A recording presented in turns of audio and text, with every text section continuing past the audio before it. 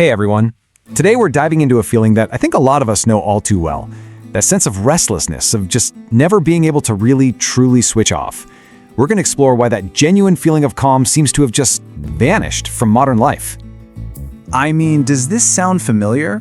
It's that constant buzz in your brain, right? Like you're being pulled in a million directions at once, and even when you try to rest, you're not really resting. It's kind of become the background noise of our lives. And this image, wow, it just nails the whole problem. The very definition of our mental state has flipped. Back then, calm was the default. It was about having fewer things demanding your attention, a slower pace. But now, our default state is just this storm of stimulation, a multitasking, and a brain that is always on. So to really get this, we've got to start by looking inside. How has all this constant noise and stimulation actually rewired our own minds and even our bodies?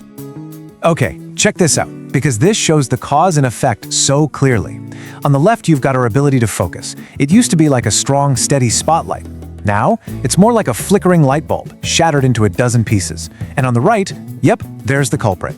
We've gone from a world with predictable interruptions to just an endless waterfall of pings, alerts, and notifications, all screaming for a piece of our attention. But, this chaos doesn't just clock out at 5 p.m. Oh no, it follows us right home, right into our bedrooms, which might be where we're seeing the most damage. It really all kicks off with our bedtime routine. Back in the day, people generally had earlier, more fixed schedules. There was limited artificial light, and now, we literally take these little glowing rectangles of pure distraction to bed with us, flooding our brains with blue light and messing up our body's natural sleep signals. And you can see the results right here. It's so clear. Our sleep used to look like those long, deep, consistent waves of rest. Now, it's all choppy and fragmented. See those little red spikes? That's us, waking up again and again, slicing our rest into these unsatisfying little bits. So here's the thing that really matters. It's not just that we're sleeping less. The quality of the sleep we're getting has absolutely tanked. We're spending way less time in those deep, restorative stages of sleep, which is directly connected to a huge rise in sleep disorders and that feeling of waking up already tired.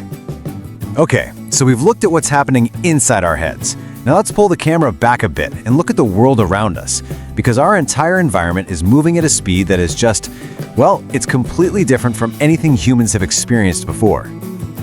Let's start with work. There used to be a wall, a real boundary. You left the office and work was over. Now, work lives in our pockets. It's on our laptops on the kitchen table. We're stuck in this always-on culture where work just bleeds into every single part of our day. And it's not just work. Our social lives are on fast forward too. Building relationships used to be a slower process.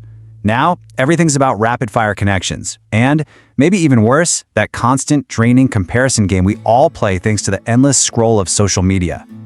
And just think about how you get information. We went from a world with a handful of newspapers and maybe a nightly news broadcast, information that had an end, to a 24/7 fire hose of breaking news and endless content blasting us from every direction possible. It's just a lot. This speed up isn't just in our heads. You can literally hear it and see it. Our world is just louder and brighter. The quiet of an old street has been replaced by the constant hum of traffic, sirens, and this overwhelming visual noise from screens and ads everywhere. Our senses are basically under constant assault. So you put all that together, the faster work, the faster social lives, the faster information, the sheer sensory overload, and what do you get?